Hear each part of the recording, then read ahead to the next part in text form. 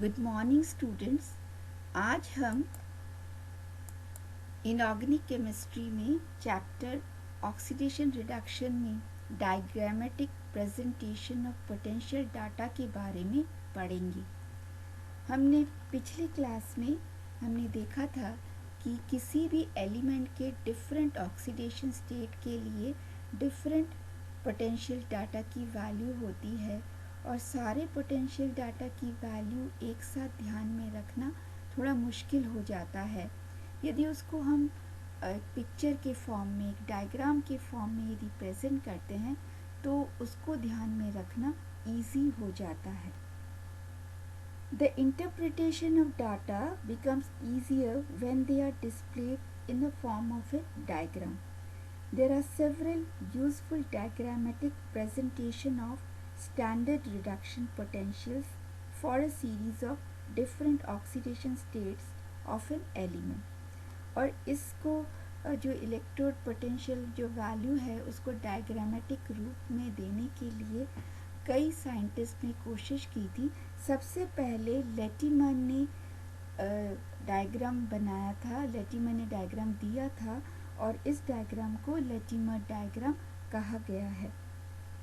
Latimer diagram जो है वो एक सिंपल डायग्राम है जिसमें डिफरेंट स्टैंडर्ड पोटेंशियल किसी भी एलिमेंट का डिफरेंट ऑक्सीडेशन स्टेट्स का उसको समराइज किया गया है और उसको एक जो डिफरेंट स्पीशीज़ के जो ऑक्सीडेशन स्टेट्स है उसको हमने हॉरिजॉन्टल लाइन में लिखा है और जिसका सबसे ज़्यादा ऑक्सीडेशन स्टेट है उसको लेफ़्ट में लिखा और उसका सबसे कम जो है उसको राइट में लिया।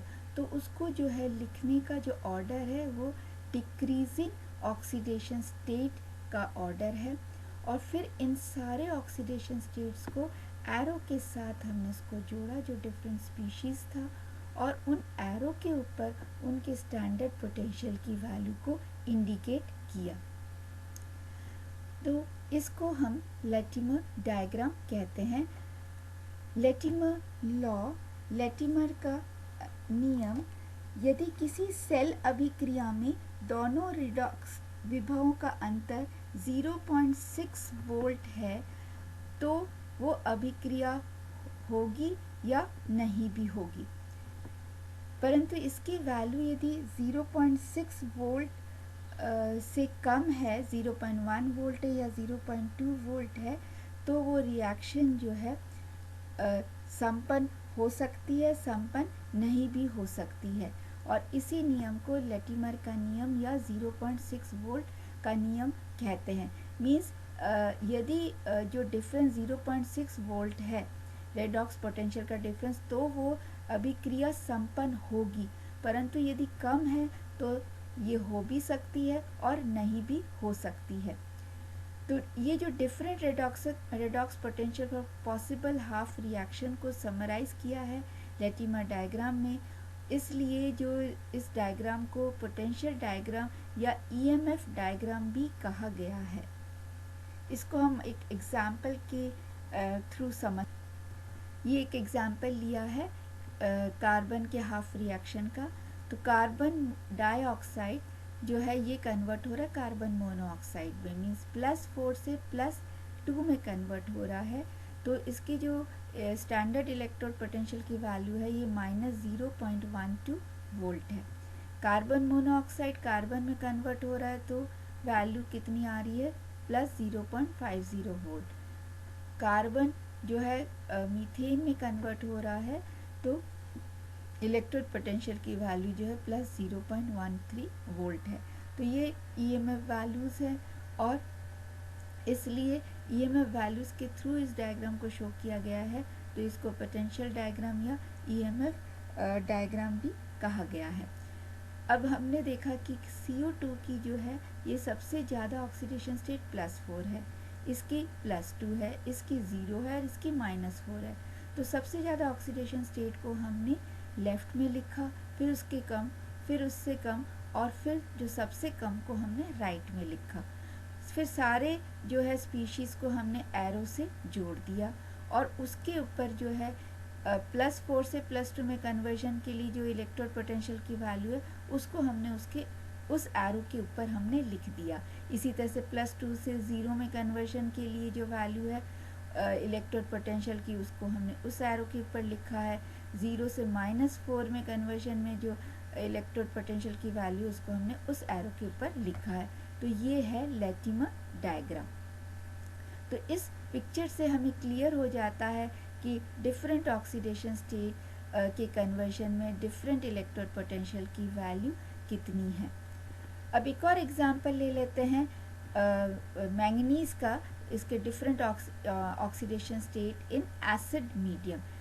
एसिड मीडियम में मैंगनीज के डिफरेंट ऑक्सीडेशन स्टेट के लिए डिफरेंट जो रेडॉक्स पोटेंशियल की वैल्यू है उसको हम लेते हुए हमने ये लैटिमर डायग्राम ड्रॉ किया है।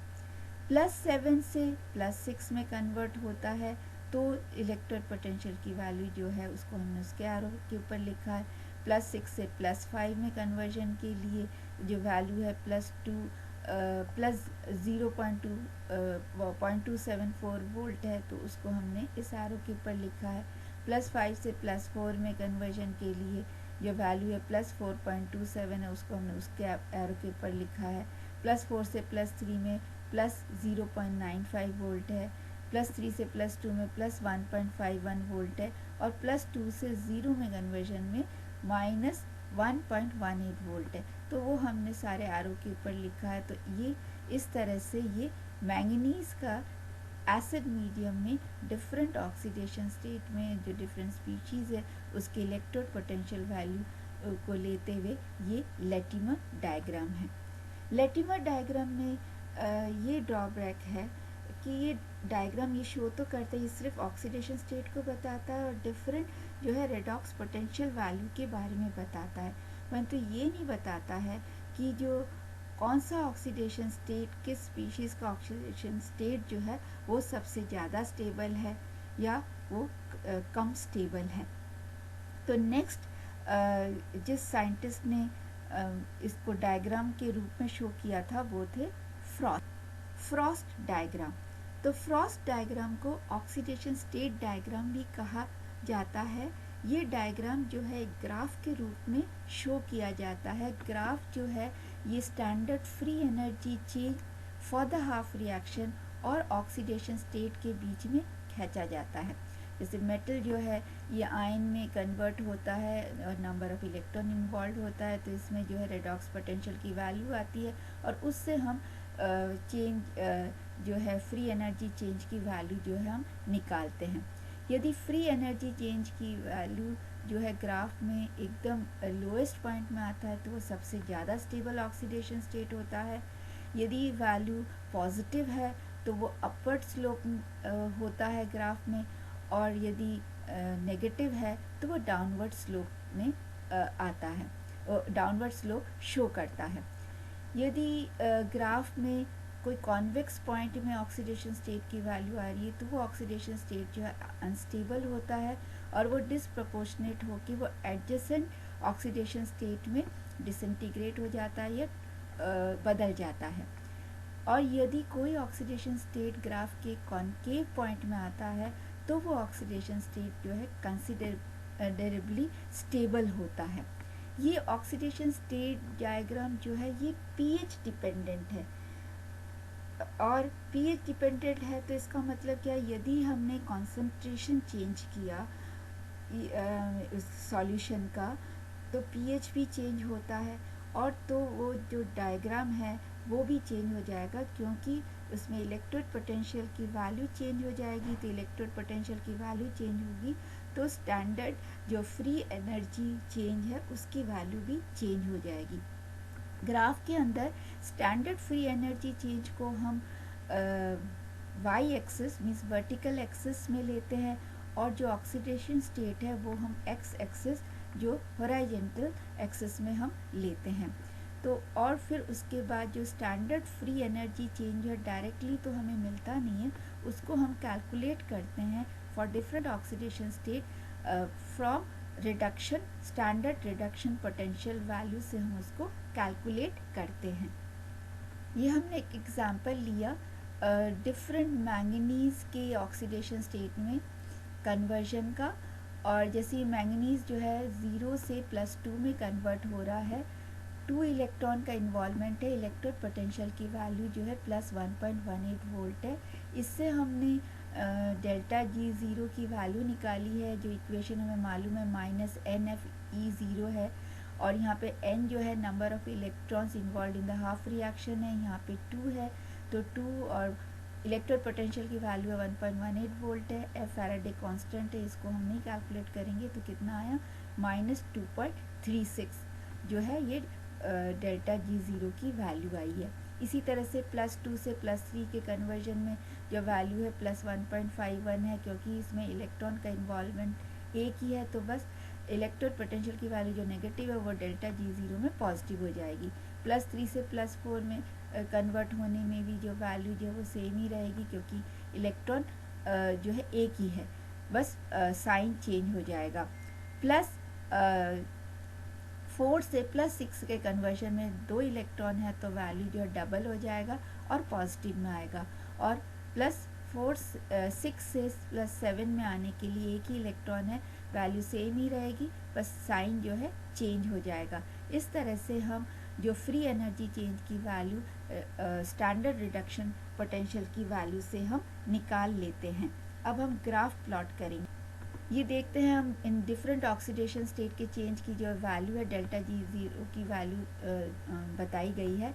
अब हमने ये ग्राफ देखा कि 0 से +2 में आने के लिए वैल्यू -2.36 है, तो ये यहाँ पे हमने प्लॉट किया।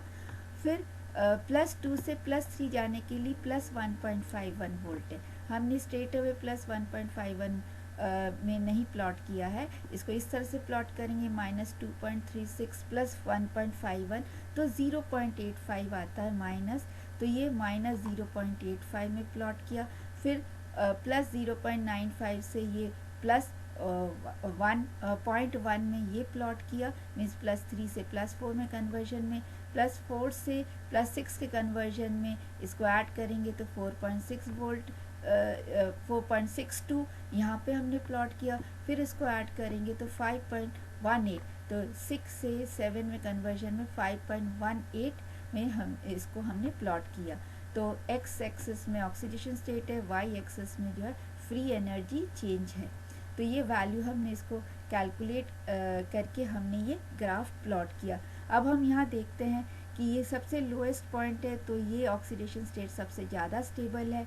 ये कॉन्वेक्स पॉइंट में है तो ये अनस्टेबल है, ये जल्दी से डिस्प्रपोर्शनेट हो जाता है +2 में +4 में। और ये जो है कॉन्वेक्स में है, पॉइंट पे है +4, तो ये कंसिडरेबली स्टेबल है। +6 फिर कॉनकेव में है तो ये अनस्टेबल है, ये +4 में और +7 में ये टूट जाता है। डायग्राम से हमें ये मालूम चल जाता है कौन सा ऑक्सीडेशन स्टेट ज़्यादा स्टेबल है और कौन सा जो है अनस्टेबल है। परंतु इसमें कुछ लिमिटेशन है कि ये जो है ये pH रिलेटेड है, कंसंट्रेशन चेंज करेंगे pH चेंज हो जाएगा, तो ये जो है इसकी वैल्यू चेंज हो जाएगी, तो वैल्यू चेंज होने से जो है डायग्राम जो है ये चेंज हो जाएगा। दूसरा जो है ये डायग्राम जो है ये थर्मोडायनेमिक फंक्शन तो डायग्राम है, परंतु ये नहीं बताता है कि डिकम्पोजिशन का रेट नहीं बताता है, मीन्स कौन सा रिएक्शन जो है स्टेबल, कौन सा रिएक्शन फास्ट है, कौन सा रिएक्शन जो है स्लो है। तो ये थर्मोडायनेमिकली अनस्टेबल स्पीशीज़ के जो रेट ऑफ डिकम्पोजिशन के बारे में नहीं बताता है। तो आज हम यहीं तक पढ़ेंगे। Thank you.